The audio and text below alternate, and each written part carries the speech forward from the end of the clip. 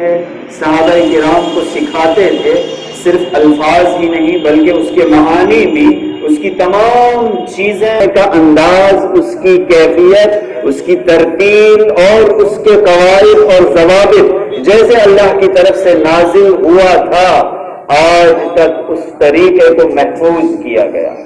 تجوید جس علم کا نام ہے یہ خاص ہے قرآن کے ساتھ۔ اپنے مہمان خصوصی ڈاکٹر عنایت اللہ ندوی صاحب کو دعوت دیتا ہوں مختصراً وقت میں یہاں پر آ کر اپنے تاثرات بیان کریں۔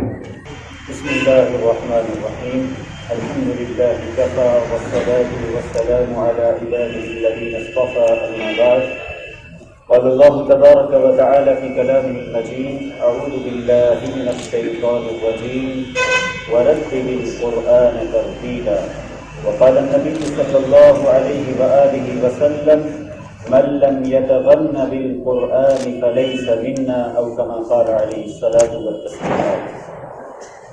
ایوان صدارت میں تشریف فرما، علیکم ورحمۃ اللہ وبرکاتہ۔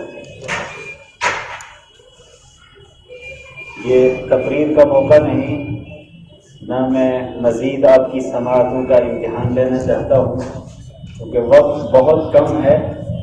ایک اہم موقع ہے اس وقت، کتاب جو آپ کے سامنے ابھی آیا چاہتی ہے، اس کی رسم اجرا ہوا چاہتی ہے۔ اللہ تبارک و تعالی اپنے کلام کے حوالے سے اگر کسی سے کوئی خدمت لے لے، اگرچہ وہ معمولی سی خدمت ہی کیوں نہ ہو، اس سے بڑا اعزاز اور کوئی ہو نہیں سکتا۔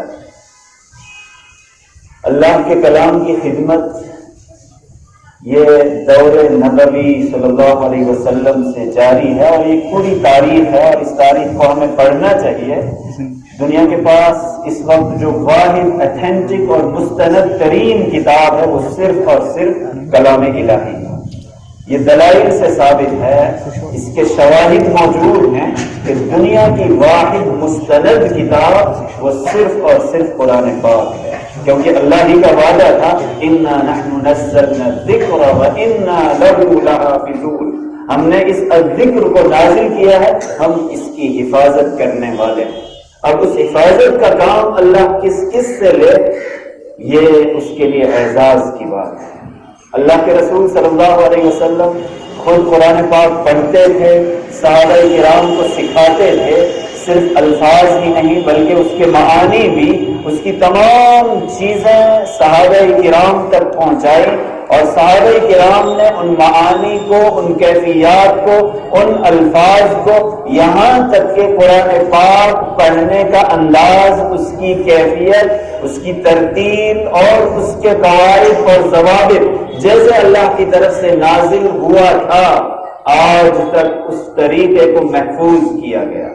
تجوید جس علم کا نام ہے یہ خاص ہے قرآن کے ساتھ، یہ اور کسی کتاب کی خصوصیت ہو ہی نہیں سکتی ہے، اور اگر آپ کسی اور کتاب کو ان قواعد و ضوابط کے ساتھ پڑھیں گے تو ہو سکتا ہے گناہ گار بھی ہو جائیں، کیونکہ قرآن پاک کے کچھ خاص امتیازات ہیں، اور اللہ کے رسول صلی اللہ علیہ وسلم کو حکم تھا وَرَتِّلِ الْقُرْآنَ تَرْتِيلًا، قرآن کو ترتیل کے ساتھ پڑھیے، اس کے آداب، اس کے قواعد، اس کے ضوابط کا خیال کرتے ہوئے۔ اور یہ حکم صرف آپ صلی اللہ علیہ وسلم کو نہیں تھا بلکہ امت کے ایک ایک فرد کو یہ حکم ہے کہ ہمیں قرآن کو صحیح طریقے سے، صحیح قواعد کے ساتھ پڑھنے کی کوشش کرنی ہے۔ ابھی آپ مثالیں سن رہے تھے، قرآن پاک کو جب انسان صحیح طریقے سے نہیں پڑھے گا تو کبھی کبھی گناہ گار بھی ہو سکتا ہے، کبھی کبھی یہی چیز اس کے لیے باعث ناکامی بھی بن سکتی ہے، کیونکہ قرآن پاک اس کے لیے جب لعنت کرے گا، قرآن پاک اسی کے خلاف بد دعا کرے گا تو نتیجہ بالکل سامنے ہے۔ اس لیے قرآن پاک کی خدمت کرنا، قرآن پاک پر محنت کرنا، قرآن پاک سے اپنے آپ کو منسلک رکھنا اور اس کو اچھے طریقے سے پڑھنے کی کوشش کرنا، چاہے ہمارے بچے ہوں، ہمارے جوان ہوں، ہمارے بزرگ ہوں، سب کی بنیادی ضرورت ہے، یہ ترجیحات میں شامل ہونا چاہیے۔ الحمدللہ علماء کرام نے قرآن کے حوالے سے بڑی خدمات انجام دی ہیں، اور دے رہے ہیں، مسلسل یہ سلسلہ چلتا رہے گا، قیامت تک اس کتاب کی خدمات جاری و ساری رہیں گی۔ لیکن یہ بھی اللہ کا ایک معجزہ ہے کہ ایک ایسا شخص جو دوسرے فن سے وابستہ ہے، جب وہ بھی قرآن پاک سے متعلق ہو گیا، اس فن میں اتنی مہارت حاصل کر لی کہ آج تجوید القرآن کے نام سے ہمارے سامنے ایک ایسی کتاب سامنے آ چکی ہے۔ جدید زمانہ ہے، جدید تقاضے ہیں، اور جدید زمانے کے تقاضوں کے مطابق کام کرتے رہنا، رہنمائی کرتے رہنا، یہ بھی علماء کی ایک اہم ترین ذمہ داری ہے۔ ایسا نہیں کہ ہم پچھلے دور میں تھے تو بس اسی کے مطابق زندگی بسر کرتے رہیں گے، جی نہیں، وقت کے حالات کے اعتبار سے ہمیں اللہ کے احکام کو لوگوں تک پہنچانے کا فریضہ انجام دینا ہے۔ انبیاء کے حوالے سے بیان کیا گیا ہے، وَمَا أَرْسَلْنَا مِن رَّسُولٍ إِلَّا بِلِسَانِ قَوْمِهِ، ہم نے جس رسول کو بھی بھیجا اس کو اس کی قوم کی زبان میں بھیجا۔ زبان کے لیے، لینگویج کے لیے عربی میں دو لفظ استعمال کیے جاتے ہیں۔ ایک لغت کا لفظ استعمال کیا جاتا ہے، جیسے آپ اللغت العربیہ، عربی زبان کہتے ہیں۔ ایک دوسرا لفظ استعمال ہوتا ہے لسان۔ اس کو قرآن پاک میں معجزے کے طور پر بھی، اللہ کی اہم ترین نشانی کے طور پر بھی بیان کیا گیا ہے، وَفِي اخْتِلَافِ أَلْوَانِكُمْ وَأَلْسِنَتِكُمْ، تمہارے الوان، کلر مختلف، تمہاری زبانیں مختلف، لیکن لسان کا لفظ جو قرآنی لفظ ہے یہ بڑا وسیع مفہوم رکھتا ہے۔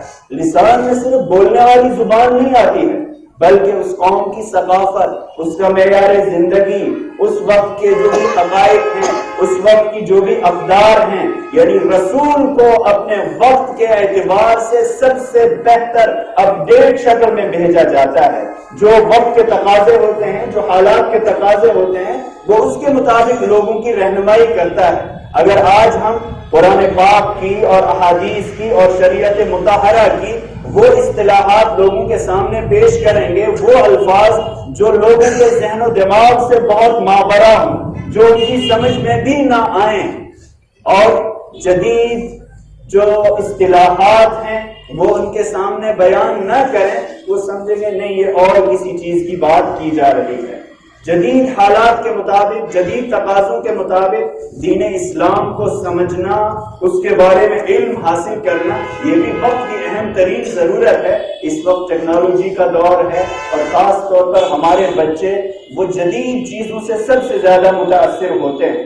کارٹون ہیں، اس وقت تعلیم کے جدید طریقے ہیں، خاص طور پر یہ کلر انسان کو انتہائی متاثر کرنے والی چیز ہے، اور کلرز ایک میسیج ہوا کرتے ہیں۔ یہ ایک تفصیلی موضوع ہے کہ کلر کے ذریعے انسانوں کو کیسے متاثر کیا جاتا ہے۔ ٹی وی کی اسکرین پر آپ دیکھتے ہیں، انٹرنیٹ پر دیکھتے ہیں، ویڈیوگرافی ہوتی ہے، کلرز بذات خود ایک میسیج ہوتے ہیں، غیر شعوری طور پر انسان کو متاثر کیا جا رہا ہوتا ہے۔ الحمدللہ ہمارے خالد بشیر صاحب نے اس کتاب میں کلرز کا ایسا استعمال کیا ہے کہ جو قواعد و ضوابط ہیں کلرز کی شکل میں بچوں کو سمجھائے ہیں، بزرگوں کو سمجھائے ہیں۔ کلر کے ذریعے انسان کو وہ رہنمائی کی ہے جو بہت زیادہ تعلیم، بہت زیادہ تفہیم کے ذریعے نہیں کرائی جا سکتی ہے، کلرز کے ذریعے ان چیزوں کو سمجھانے کی کوشش کی ہے۔ بہرحال خالد بشیر صاحب کو انتہائی مبارکباد کے مستحق ہیں، ہم سب کی طرف سے۔ انہوں نے ایک فرض کفایہ ادا کیا ہے، قرآن پاک کی خدمت انجام دی ہے۔ اللہ تبارک و تعالیٰ ان کی اس کاوش کو اپنی بارگاہ میں قبول فرمائے۔ اب ہم سب کا یہ فریضہ ہے، ضرورت ہے، یہ کتاب ہم خود بھی پڑھیں، اپنے بچوں کو بھی پڑھائیں، گھر گھر تک پہنچانے کی کوشش کریں۔ اگر ہم کتاب لکھ نہیں سکتے ہیں، کم از کم دوسرے تک اس کتاب کو پہنچا کر قرآن پاک کی ایک ادنا سی خدمت تو ضرور انجام دے سکتے ہیں۔ اللہ تبارک و تعالیٰ خالد بشیر صاحب کی اس کاوش کو قبول فرمائے، اور ہم سب کی طرف سے یہ مبارکباد کے مستحق ہیں، ہم سب ان کو مبارکباد پیش کرتے ہیں۔ اللہ تبارک و تعالیٰ ہمیں دین و دنیا، آخرت اور دنیا کی کامیابی سے ہمکنار فرمائے۔ وآخر دعوانا الحمدللہ۔